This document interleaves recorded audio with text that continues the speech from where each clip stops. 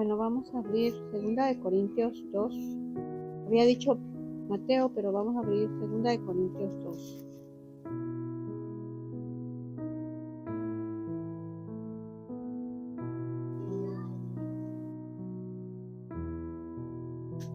Segunda de Corintios 2:2. Bueno, 2:1 vamos a leer del 1 en adelante. Dice: esto pues determiné para conmigo no ir otra vez a vosotros con tristeza, porque si yo os contristo, ¿quién será luego el que me alegre, sino aquel a quien yo contriste? Y esto mismo os escribí para que cuando llegue no tenga tristeza de parte de aquellos de quienes me debería gozar, confiando en vosotros todo, que mi gozo es el de todos vosotros, porque por la mucha tribulación y angustia del corazón os escribí con muchas lágrimas, no para que fueseis contristados, sino para que supieseis cuán grande es el amor que os tengo. Y leemos nuevamente ese último versículo. Dice: porque por la mucha tribulación y la angustia del corazón os escribí con muchas lágrimas, no para que fueseis contristados, sino para que supieseis cuán grande es el amor que os tengo. Amén. Padre, en esta hora, Señor, damos gracias nuevamente por la misericordia que nos muestras cada día y la paciencia que nos otorgas, Padre Santo, en este tiempo de tanto afán, Señor, de tanto bullicio, pero tu paciencia, tu amor infinito se mantiene firme para con nosotros. Señor, oh Padre, tu Espíritu Santo, si no estuviera en medio nuestro, nuestras vidas, Señor, estuvieran yacidas, mi Dios, en esa corriente del mundo donde, Señor, no encontraría, pero por ninguna forma, Señor, la paz. Ahora que Señor, que tú has tenido la misericordia para con nosotros,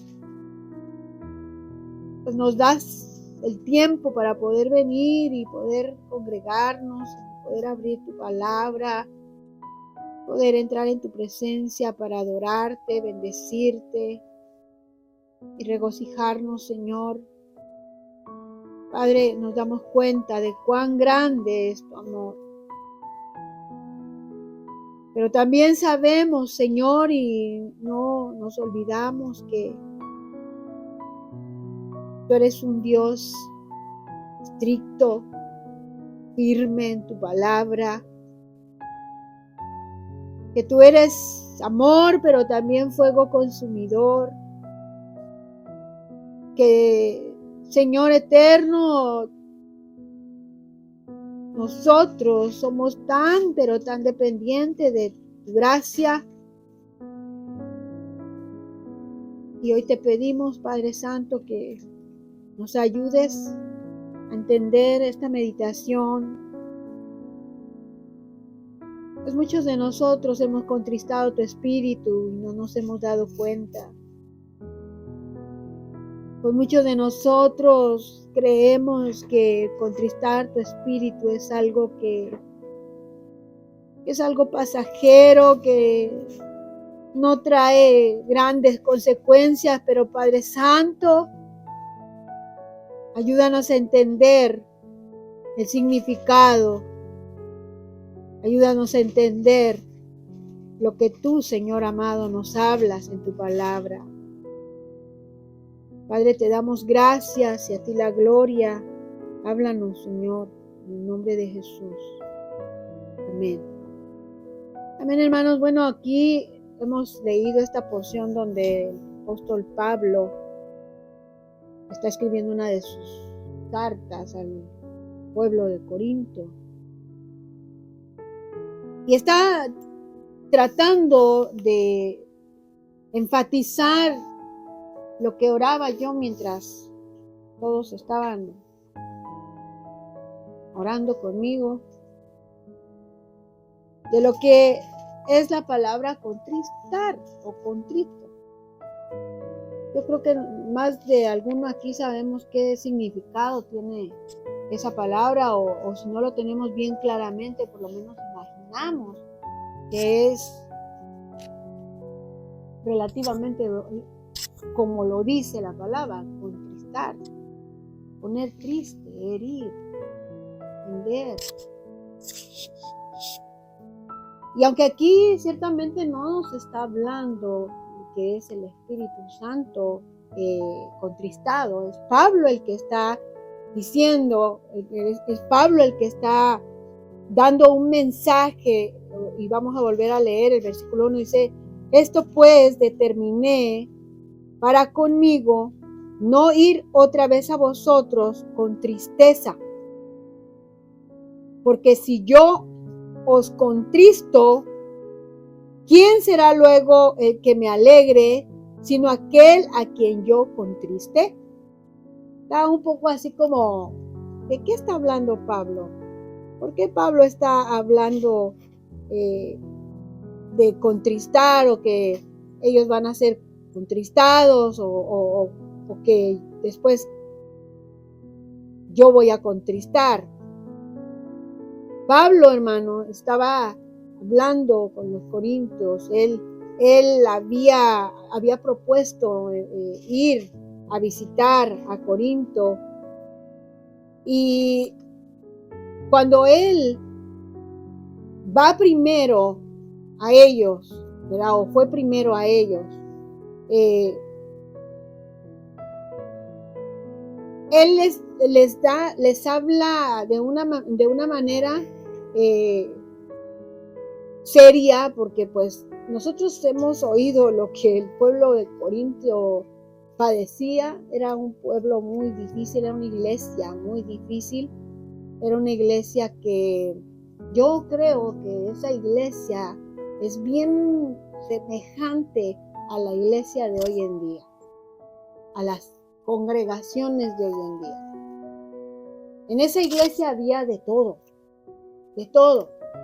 En esa iglesia había pecados fuertes, pecados que eran abominables delante de Dios, y que así como eran de grandes los pecados que la iglesia de Corintios muchas veces mantenía, ¿verdad?, gente dentro de la congregación con tremendos pecados, también era muy espiritual por otro lado.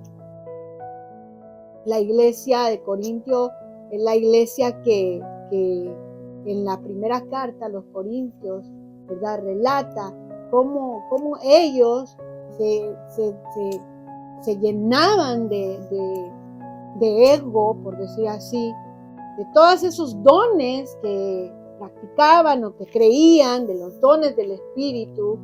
Pero sin embargo, la iglesia de Corinto contristó al Espíritu Santo cuando ciertamente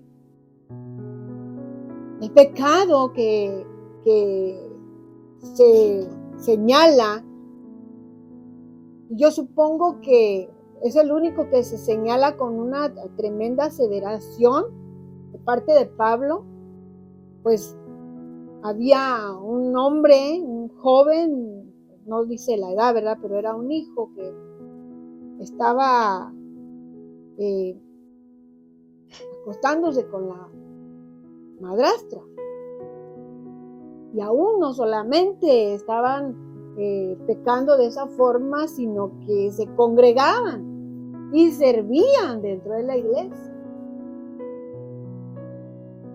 Y tenían dones, y hasta hablaban en lenguas, porque pues eran muy espirituales, entre comillas. Pablo exhorta, en la primera carta a los Corintios los exhorta fuertemente, los regaña, les anima a que se centren en lo que verdad han creído. Pablo en la primera carta les habla de todo, de lo que ellos, vamos a utilizar este término, ellos presumían ser y no lo eran. Una santidad religiosa, una santidad ficticia, una santidad egocéntrica, no sé si exista, no creo, pero muy espiritual. Todo el mundo hablaba en lenguas, todo el mundo profetizaba, todo el mundo tenía dones, pero había pecado. Había pecados allí dentro de la iglesia. Yo creo que hay un dicho, hermanos, que dice que el león siempre cree que todos son de su condición, ¿verdad? Yo me preguntaba, ¿por qué los líderes de la iglesia de Corinto, sabiendo los pecados que la iglesia cometía, por qué no los sentaban? ¿Por qué no hablaban con ellos y los discipulaban? Es más, Pablo, a este fulano que habla en la primera carta, le dice que lo saquen de la iglesia. Hoy se espanta la gente cuando se oye mencionar de que se tiene que sacar a alguien de la iglesia. Ahí no hay amor. Ahí no practican el perdón. Eso no es de Dios. Pero Pablo, hermano, les dijo a los líderes de la iglesia que este hombre no tenía que estar allí. Entonces, cuando vamos a la segunda carta, que es lo que leímos, el versículo 2, el capítulo 2, versículo 1 y 2, Pablo les estaba de alguna manera recordando lo que en su primera carta había escrito. Porque aquella carta era dura y yo creo que la iglesia de Corinto se puso triste.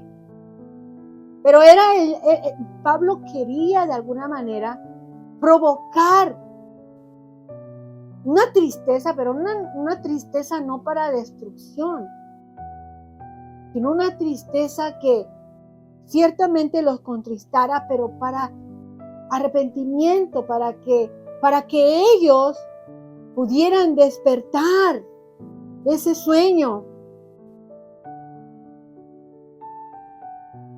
para que ellos pudieran alinearse de acuerdo a lo que ellos ya creían. Porque, hermano, es fácil. Ustedes solo piensen por un momento, la iglesia al principio y en el tiempo donde estuvo este hombre, Pablo, que no ha habido otro como Pablo. No ha habido otro hombre que se asemeje al poder, al amor, a la pasión, a la entrega,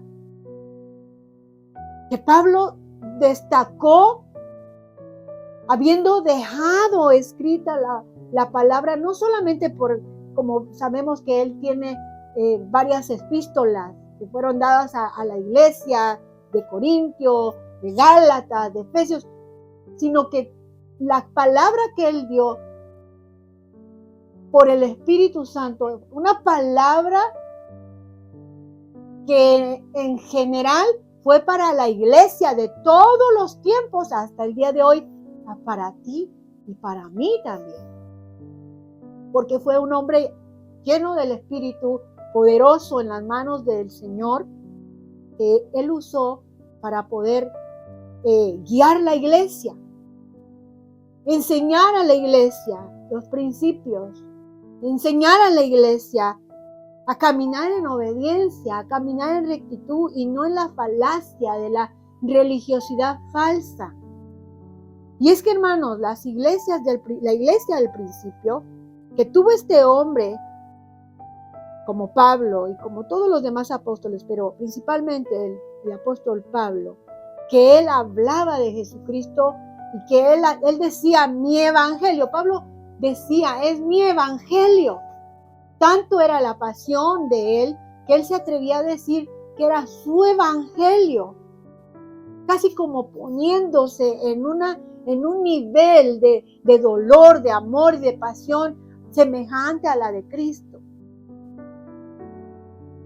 Y teniendo un hombre tan grande, vamos a decirlo así, tan grande en poder de Dios, las iglesias tenían fallas. Las iglesias sacaban cada cosa, hermanos, como les comento, de este fulano y esa mujer en la iglesia de Corinto.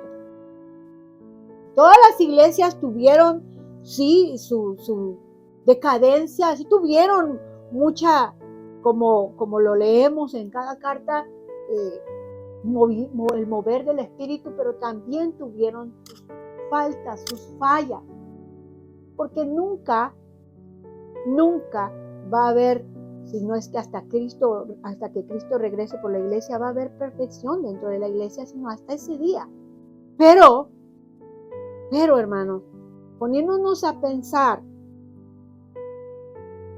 que si en ese tiempo donde no había Biblias como hoy las tenemos, la gente solo se reunía y se hablaba lo que Dios, por ejemplo, Pablo, que escribía las cartas, las mandaba, y la gente que se congregaba, los hermanos que se congregaban leían las cartas.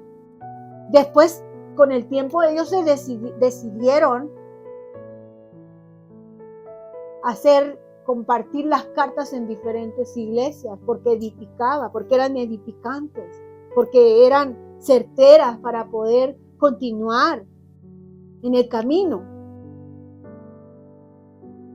Entonces Pablo, hermanos, se determina y les dice a ellos, en el primer versículo del capítulo 2, esto pues determiné para conmigo no ir otra vez a vosotros con tristeza, porque si yo os contristo, ¿quién será luego el que me alegre, sino aquel a quien yo contriste? ¿Por qué está diciendo esto? Porque, por lo que les digo, Pablo, la exhortación que él dio, el regaño, vamos a decir, fue dura,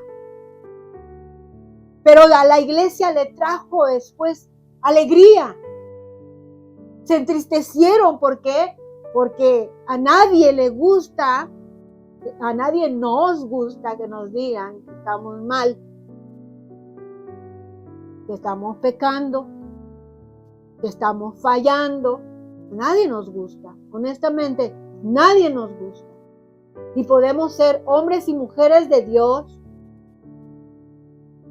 y podemos tener al Espíritu de Dios, pero cuando hacemos algo que no va concorde a la palabra y nos lo señala, no nos gusta.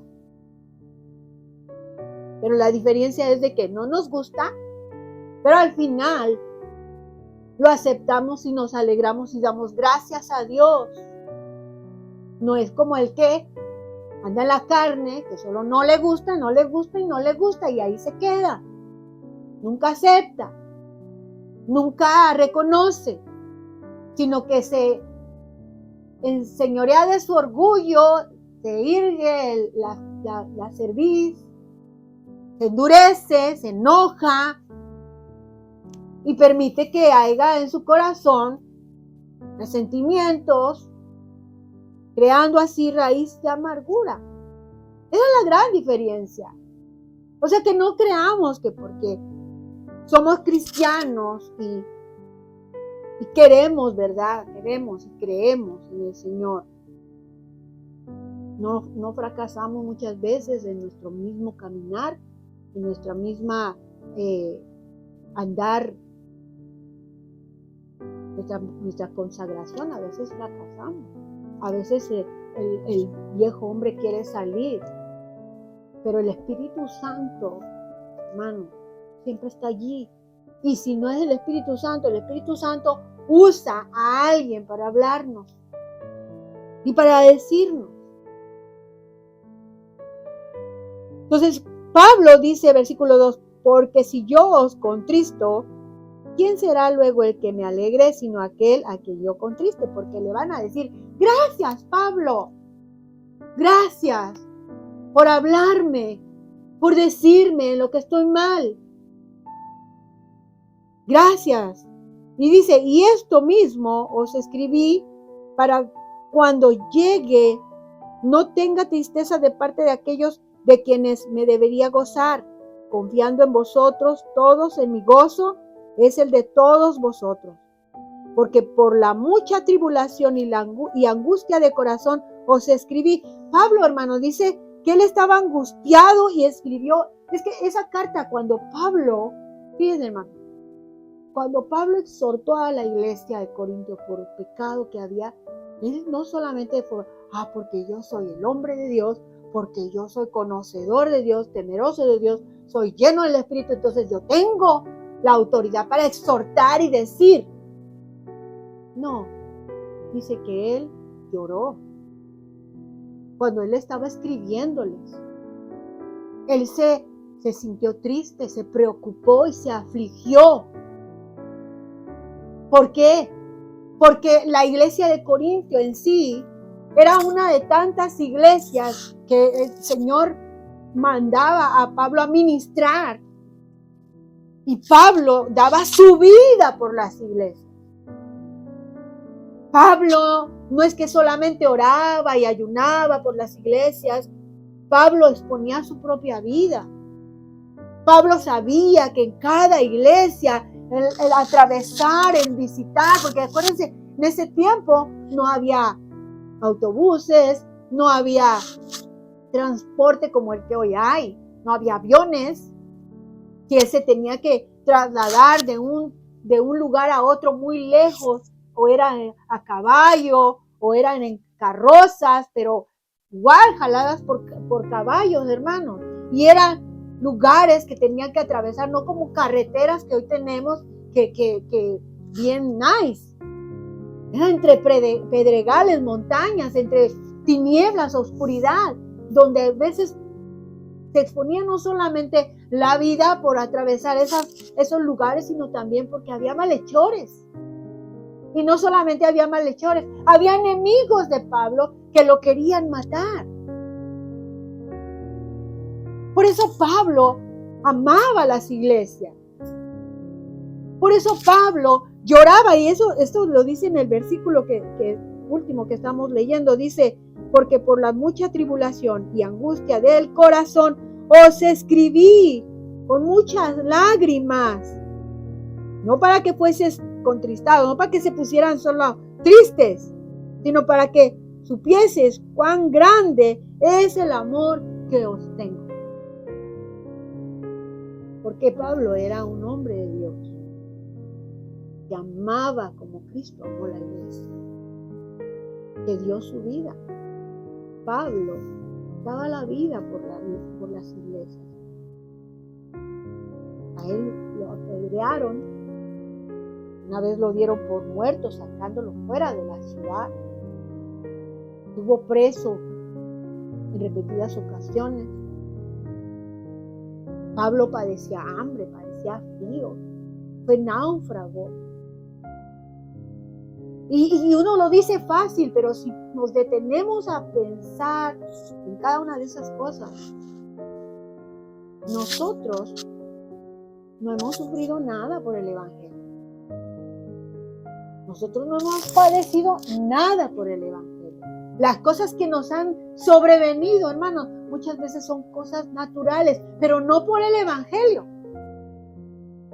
¿O quién de ustedes, si acaso, verdad, una bofetada y unos orines que una vez nos aventaron por predicar la palabra, pero hasta ahí, nada grande, nada que que como Pablo, que estuviéramos hasta ya dados por muertos o en la cárcel. Y no por malhechor estuvo en la cárcel, y no por mentiroso, y no por adúltero, y no por robar, por hablar de aquel que todos, hermanos, estamos esperando que regrese como él esperaba. Pablo era el hombre que quiso siempre exhortar a la iglesia y lo hizo con amor. Pablo era el que no detenía, me van a ver mal, o él sufría el agravio, tuviera que sufrir con tal y que el Señor fuera glorificado. Yo creo que nosotros, hermanos, si en veces, ¿verdad?, nos señalan lo que estamos haciendo mal, solo pensemos por un instante. Como yo creo que de alguna forma el Espíritu Santo a la iglesia de Corinto le puso el sentir de que, bueno, acepten la exhortación de este hombre de Dios. Era Pablo el que les estaba dando la guianza. Y yo creo que a veces tenemos que recibir nosotros y dejar que el Espíritu Santo nos muestre cuando debemos de ser exhortados.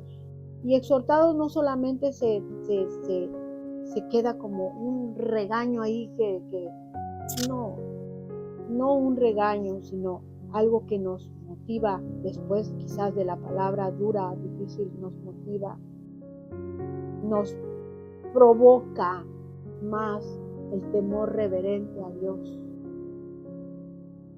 Porque yo creo que cuando hay una exhortación de parte de Dios, eso promueve dentro de nosotros un temor reverente a Dios, no un miedo carnal, no un temor reverente a Dios. Y podemos nosotros poner en balanza si lo que nos dicen, lo que nos exhortan es para nuestra edificación, nuestra destrucción. Pero siempre pensar que Dios nos quiere, el Señor lo dijo, yo he venido para darles vida y vida en abundancia. Y una de las cosas que nosotros a veces no pensamos, que esa área donde tiene que ser edificada nuestras vidas, tiene que ser moldeada, tiene que ser quizás, no sé, una manera así como cuando se moldea algo que tiene, como cuando el alfarero está haciendo algo y tiene chibolos por acá y le mueve por acá, y dejarnos que el Señor nos moldee y pedirle al Señor que nos dé en nosotros la paciencia, el carácter, la humildad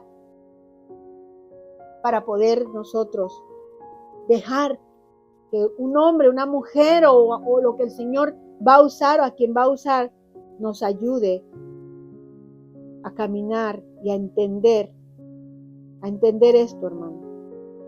Que Dios no vino, el Señor Jesús no vino para cambiar nuestra vida, como comúnmente lo decimos.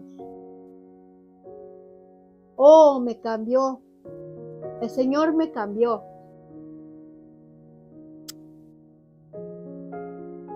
Cuando vemos lo que Dios realmente quiere de nosotros, podemos entender que Dios no vino, Jesús, nuestro Señor, no vino a cambiarnos. ¿Saben a qué vino, hermano? Vino a matarnos, pero en un sentido, matar tu yo, para que tú puedas nacer de nuevo y seas una nueva criatura. En este sentido, el Señor no vino a cambiarnos, ¿sabes? Porque a veces en nuestra cabeza se nos mete, oh, Jesús vino a cambiarme. Y entonces, en ese decir, Jesús vino a cambiarme, le dejamos como toda la tarea a Él. Cámbiame tú. Y no cambiamos sencillamente porque estamos esperando que el Señor nos cambie nada más. No, el Señor quiere acabar con nosotros para que nosotros, ese yo, acabar con nuestro yo, para que nosotros podamos vivir para Él como de verdad nuevas personas, cambiando nuestra mente. Hoy sé, hermano, que así como Dios quiere nuestra mente para que nosotros, porque mira, hermano, hermana, cuando tú cambias tu mente, cambia tu vida. Mientras tú no cambies de pensar, no vas a cambiar. Mientras tus pensamientos sigan siendo los mismos, no vas a cambiar por más que tú te esfuerces. Porque tu pensamiento, por eso el Señor dijo, este mandamiento más grande, amarás a Dios con toda tu mente. Porque así como Dios quiere nuestra mente, Satanás también. Satanás quiere nuestra mente. ¿O no? El mundo ya está cambiando de antes lo que antes el mundo decía hace unos 20 años atrás decía que era malo, hoy ya no lo dicen. Hoy ya cambiaron. El mundo ya cambió de pensar. Ya no dice que es malo. Y la Escritura dice que a lo malo le llamarían bueno y a lo bueno malo. A lo salado dulce y a lo dulce salado. De eso se trata. Dios quiere nuestra mente. Cuida lo que ves. Cuida lo que miras. Si tú te expones todo el tiempo a lo del mundo, en el mundo vas a pensar.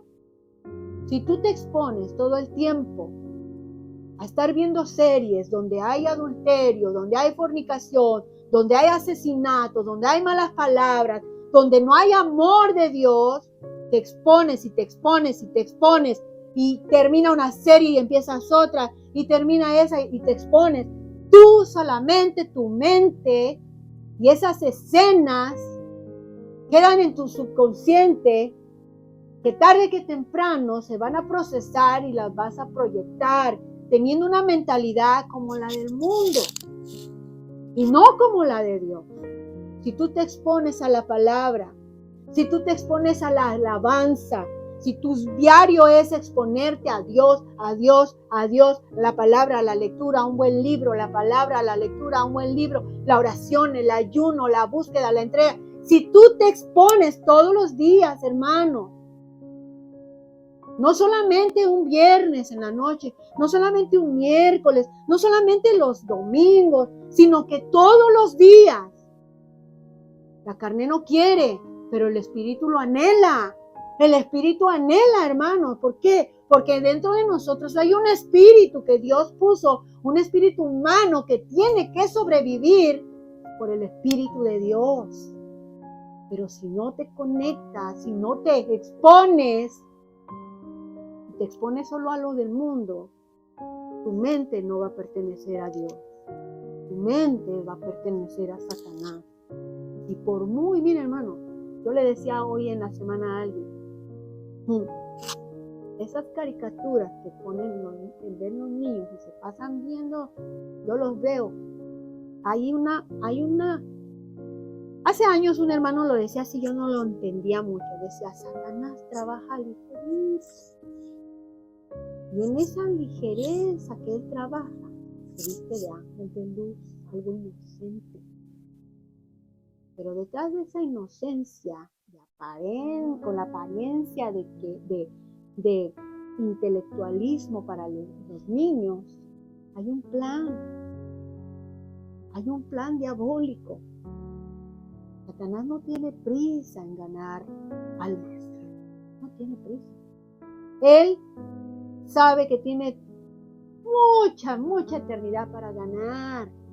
¿Cuántos años han pasado, hermano? Satanás conoce cómo es el ser humano.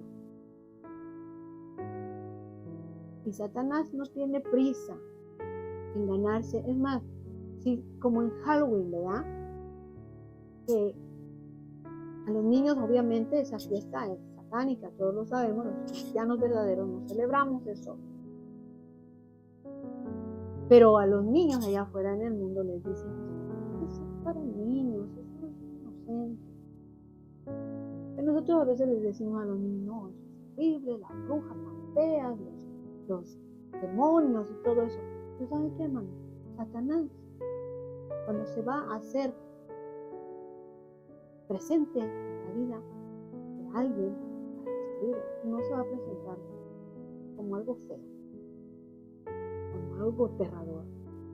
No, él se va a presentar como algo inofensivo, tierno, dulce, intelectual,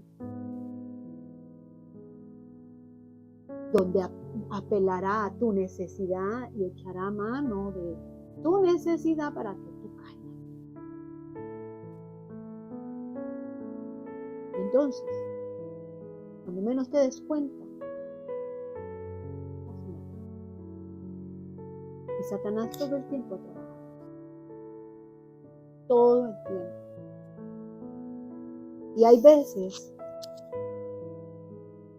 como le decía yo a esta persona, estamos en tiempos donde los líderes de las iglesias se miran, se van al extremo donde son personas místicas que tanto que oran, ya todo lo ven místico, ya.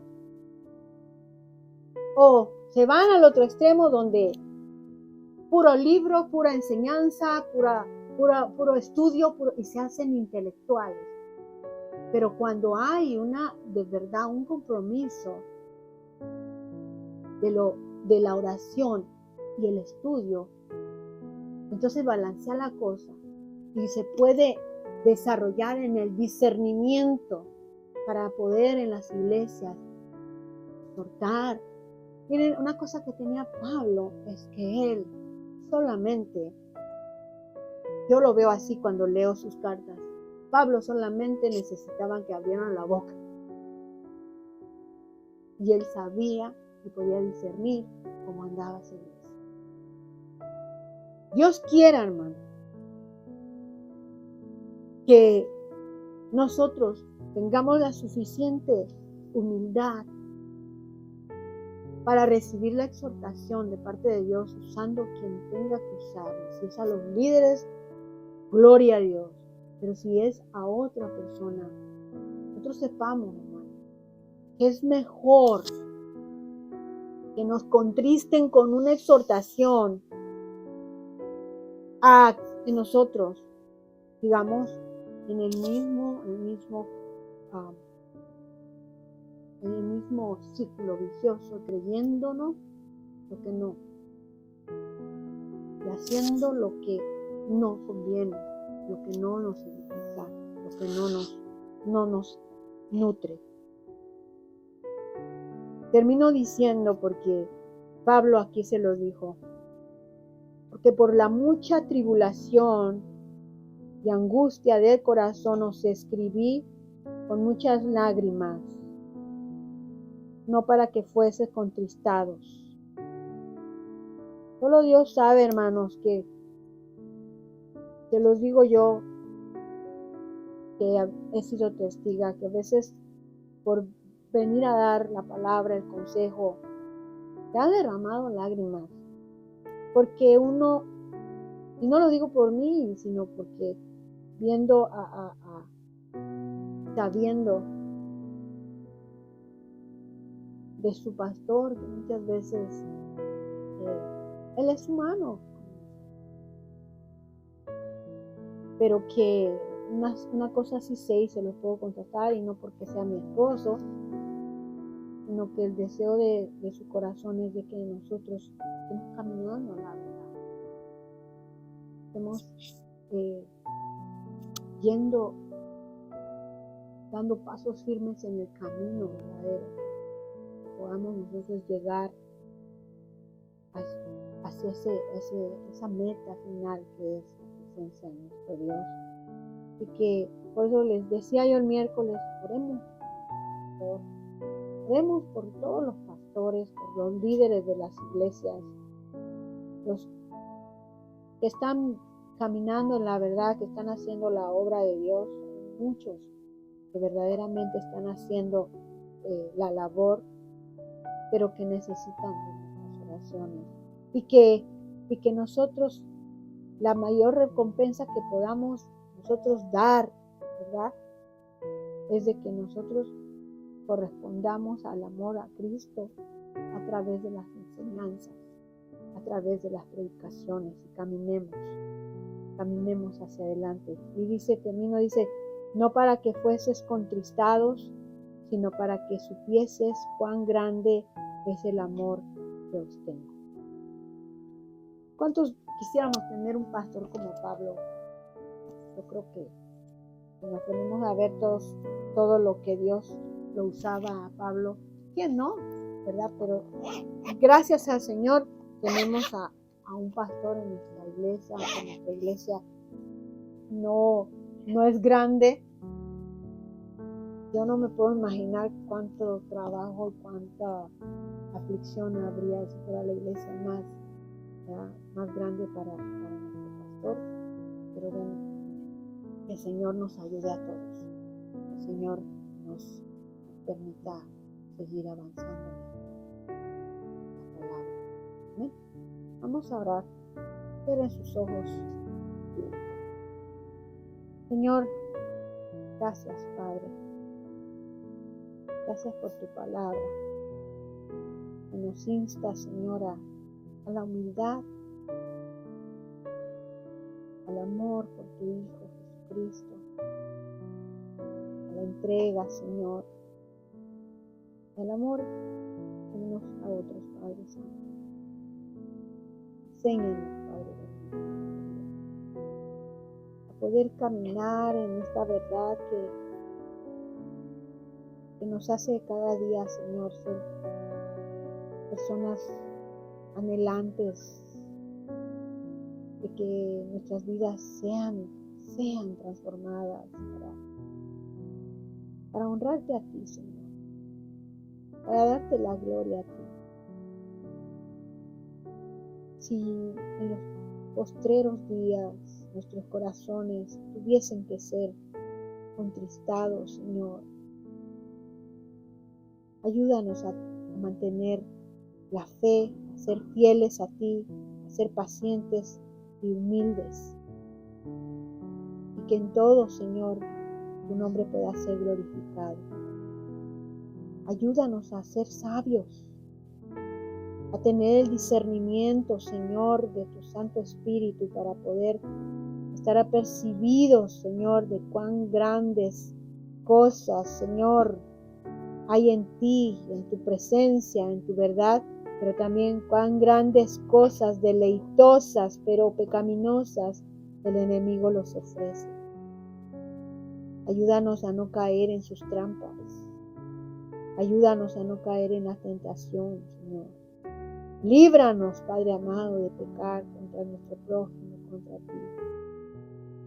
Aunque a veces, Señor,